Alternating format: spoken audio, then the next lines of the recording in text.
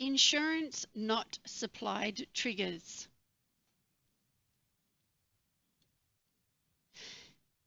In this video, we will cover how you can create a trigger to deny entry to any of your contractors who have not supplied the required insurances. To be able to complete this, you will need to be a trigger manager, so you will need to have that user role in your Access. Once we've logged into the system, we'll come up the top here to locations. You will default to your home location. If you have access to multiple locations, you'll be able to choose which location by hitting the drop down. From there, we're going to select the triggers option and we're going to create a new trigger. This trigger is a three-step process. So first we do need to name the trigger. Once we're ready for it to go live, we can make it active. So you can either make it active now and it begins working straight away, or you can come back in here and make it active once you're ready to go. Your trigger event is set down here at contractor signs in, so it's triggered when a contractor signs in. From there, we'll select the next option. With the rules, because we have multiple insurance policies that we do need the contractor organisations to provide for us, we want to deny them entry if they don't have any of those. So even if we give them 4 options or 4 rules, if one of them is missing, we need them to be denied access. So in this instance, we're going to use any. So I'm going to select create a new rule for the first rule. In the drop-down select a rule, we're going to look for contractor has the insurance policy. Your condition will be is not the following, and your value will be one of your insurance policies that is mandatory. This is public liability. We're then going to create a second rule. Again, the same thing. We'll go down, select contractor has the insurance policy. Our condition again is going to be is not the following, and our value in this one is our workers' compensation insurance. These are the 2 mandatory ones that we have. You can have as many as you need to have in the system here.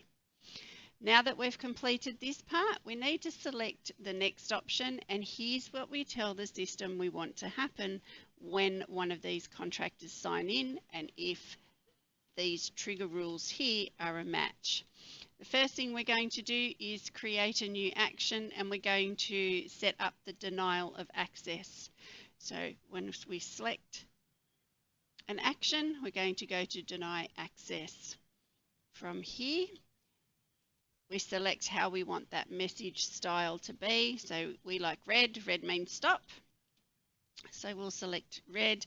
You can enter in your title. Now this is all free text. You can have what you need to appear in that message. This message here will pop up at the point of them signing in, whether it's on the kiosk or using the On Location mobile app.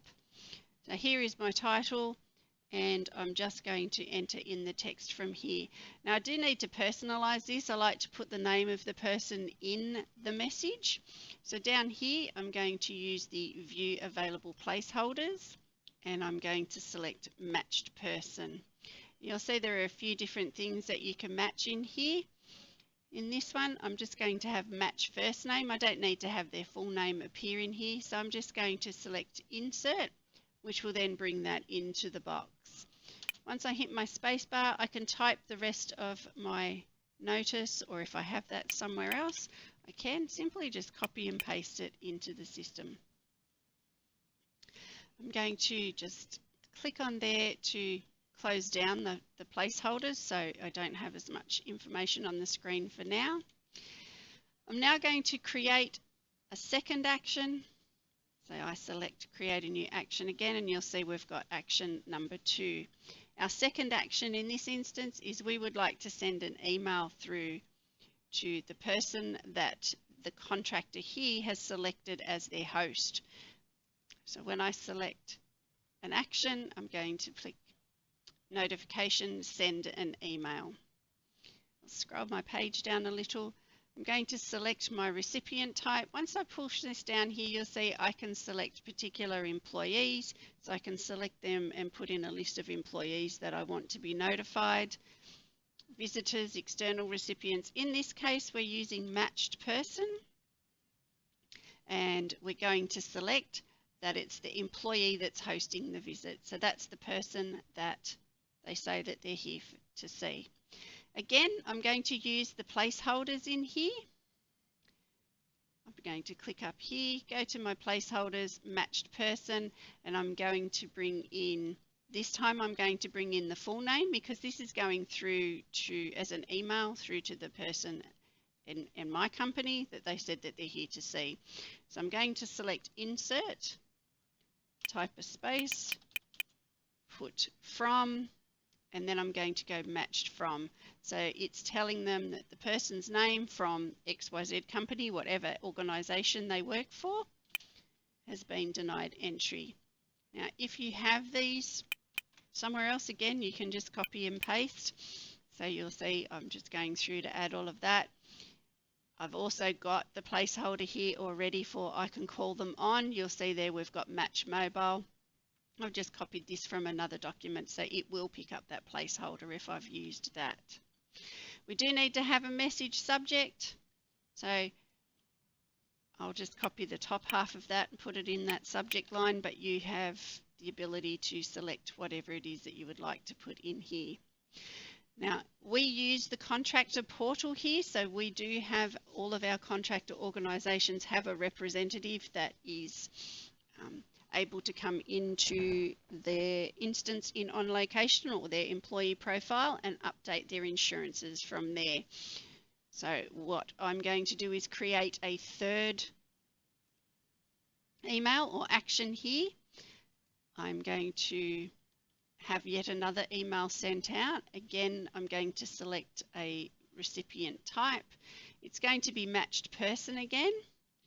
But this time when I select below, it's going to be a selected role type in matched organisation. So each person who has access into the contractor portal, I'm going to come in here. They're tagged as a portal user. So I'm going to select that the portal user for that organisation is going to be selected. And I'm also going to send it to the policy owner, who is the person who we have said is responsible for the insurance policies for that particular location. Sometimes they are the same person, but occasionally they can be different. From here, again, using the available placeholders, I'm able to go through and add some different things in here. So for example, this time I actually want to send this through to, when I click on the placeholders, recipient. So it's not the person who's signed in, it's the person in this organisation. So from here, I'm going to select the recipient name. And again, using a few of these down here, I do have the text already set in here. So I'm just going to copy this and enter that in. So you'll see in here we've got as the primary contact for recipient from, so that is the name of the organisation that they work for. And we then use match person back over here to tell them the name of their person that has come to site that's been denied entry, and some instructions that we have there. Now we can do multiple actions. So again, you can do another action if you need to send this through to particular people in your organization instead of the host, or as well as the host. So the host gets their own section, and then you'll be able to add in as many as you need. From there, we just select the save and close. And you'll see that we have now built the trigger and it is active to deny entry to any of our contractors that tried to sign in when they haven't supplied their insurances.